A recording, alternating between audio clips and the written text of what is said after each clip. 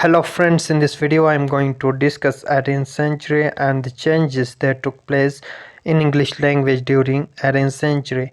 As I already discussed the influence of William Shakespeare in English language, and now we'll see the changes in language in 18th century. And we'll also discuss major characteristics of this age, problems of refining and fixing language, and Samuel Johnson dictionary, grammarians, vocabulary formation, and passives as well. So let's get started. So in 18th century, the major events of this age include the Industrial Revolution, the American Revolution, and French Revolution. So during this age, there was a usage of new words, so writers began to borrow words from different languages to enrich the vocabulary of English language. And in previous ages, we see that English language was considered an inferior language as compared to Latin, French, German, etc., which was used by the upper class. So we'll see the changes.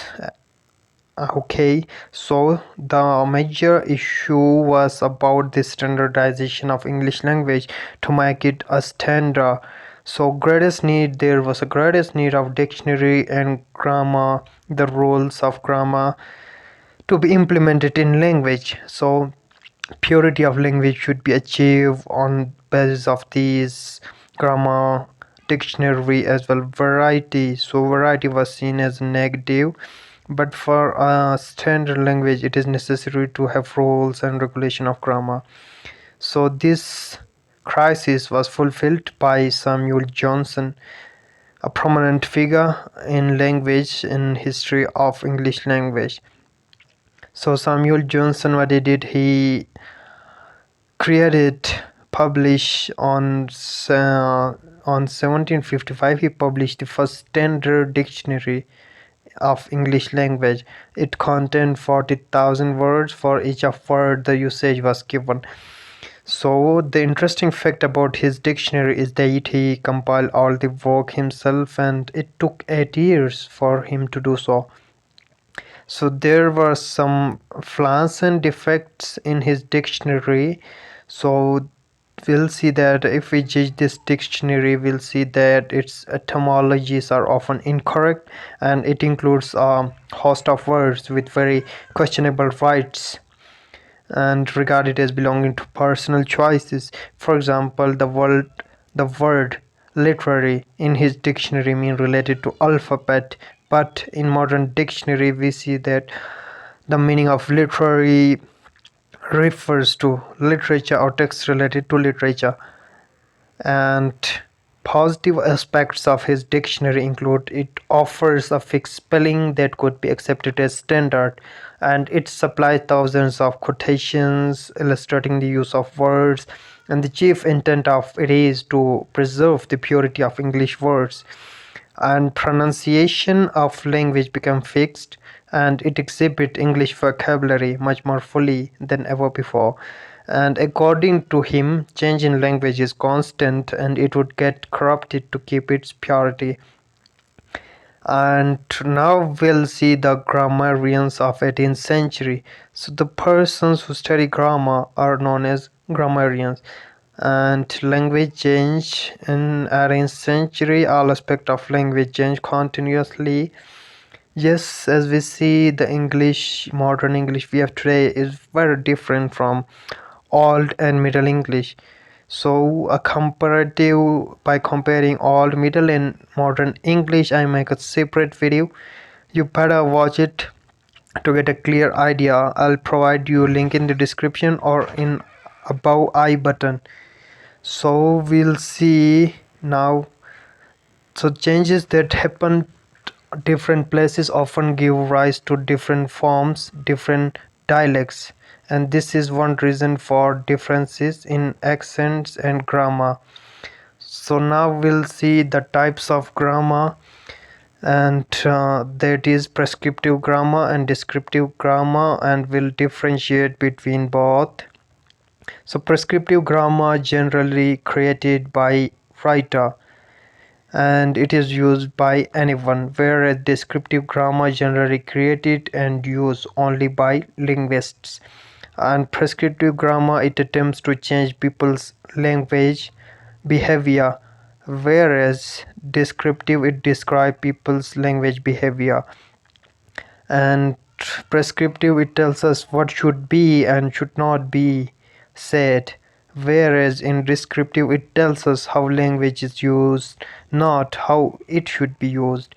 And in prescriptive, the sentences are grammatically correct and which are not, whereas in descriptive grammar the focus is on how people speak, not how they should speak.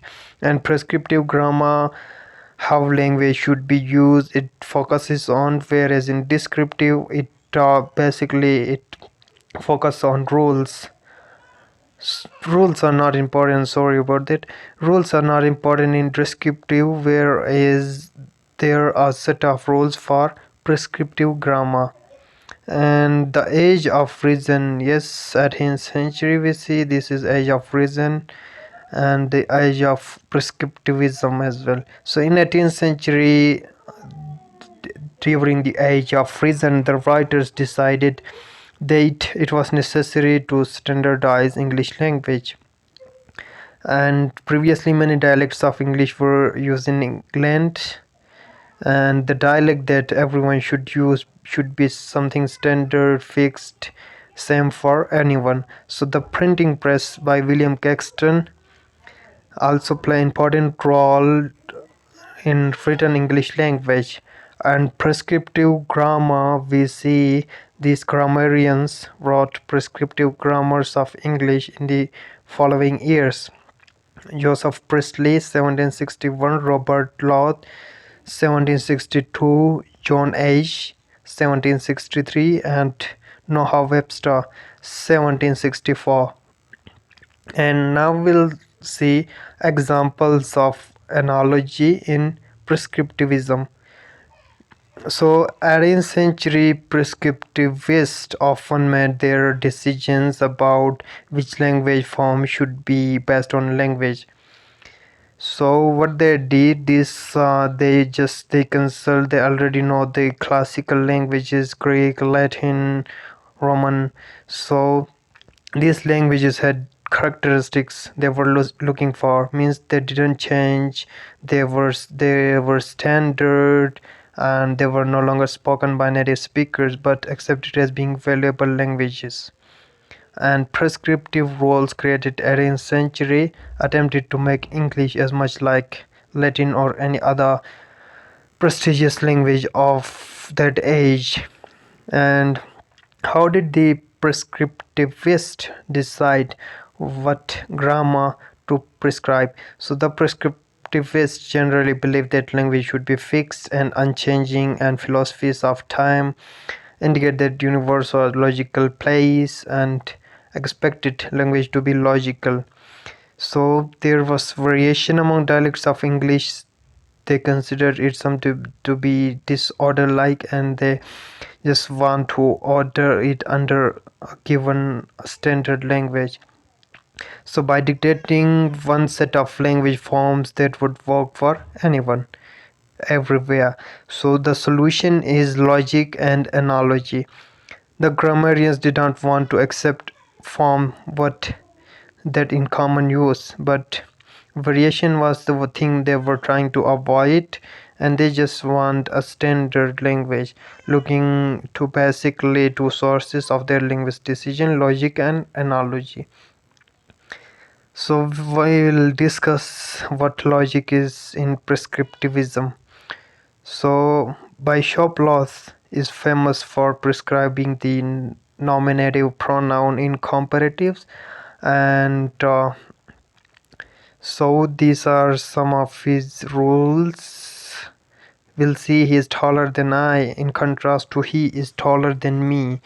So the logic behind the comparative decision is this: he is taller than I am taller. So Bishop, he consider the comparatives with then to be elliptical version of other longer sentences, and this rule is still in English language. So we'll see some logics and rules created by different prominent figures in English language that brought about the change in language. And here are some more examples. To use subjective case of pronoun I at the end of a sentence seem unnatural. So in modern linguistic or modern language, we'll see that we cannot end a sentence with an infinitive or a pronoun at the end. It seems unnatural. So therefore, it is seem logical to say that he is taller than me is acceptable sentence rather than he is taller than I. So Loth was also against the double negatives in English. As we see in modern English that we do not use double negatives. Look at this sentence. I don't want nobody to see this book. So in the first sentence, double negatives were used, nobody, don't. So in the second sentence, it is modified form. We do not use double negatives in sentence. For example, I don't want anybody to see this book. So second one is the correct one. And some more works by Shoploth, and he thought that it would be made sense then to only have one negative element per sentence. However, double negatives are very widespread in older English. Okay, for example, I don't have a book, so I don't have any book. And a classic example of analogy to Latin in prescriptivism is the prohibition against the split infinitive. So yes, this is a rule in modern English as well. We cannot split infinitives. For example, prescriptive rules say that, this is an example, okay, to boldly go where no one has gone before. So it should be replaced like this. So there is prohibition of split infinitive. We cannot separate or split the infinitive. Infinitive, you know, the two form words with two, and it should be replaced like to go boldly where no one has gone before. So 2 plus verb to go, it is incorrect to say to boldly go, but rather it is correct one to go boldly, because to go is infinitive form. We cannot separate this infinitive form in modern English. And so these are some examples, and in Latin infinitives are one word and no need to discuss that. Okay, you just got the concept right about infinitive rule in modern English. And another famous analogy to Latin is the prohibition against stranding a preposition at the end of a sentence. As I already told you, we cannot end a sentence in a preposition in modern English. Look at these sentences. Who were you talking to? That's the guy I gave the book to.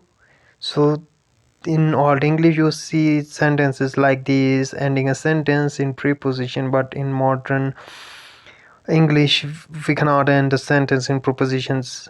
So rather we corrected those sentences in this manner. To whom were you talking? That's the guy to whom I gave the book. From where have you come? So this is the correct one.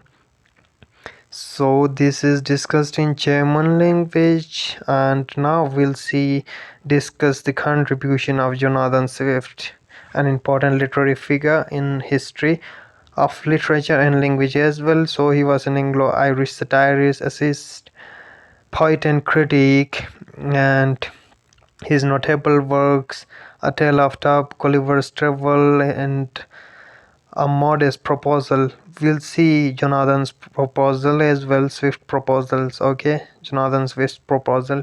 So his proposal was based on satire, and satire, you know, a literary technique used by writers to mock on something. So satire is a technique employed by writers to expose and criticize or mock foolishness and corruption of an individual or society by using humor, irony, exaggeration, or ridicule.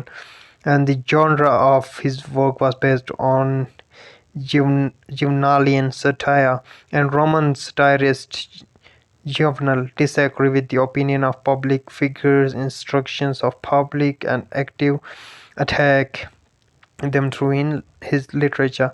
And so in 18th century Ireland, suffering through a terrible famine and facing weather, so English landowners Wilsey Sweden suggested that the poor Irish families should fatten up their children and sell them to rich, and to resolve this issue of overpopulation and unemployment in Ireland, giving the Irish economy as much needed boost, and children should be sold in meat market as easily as age of one.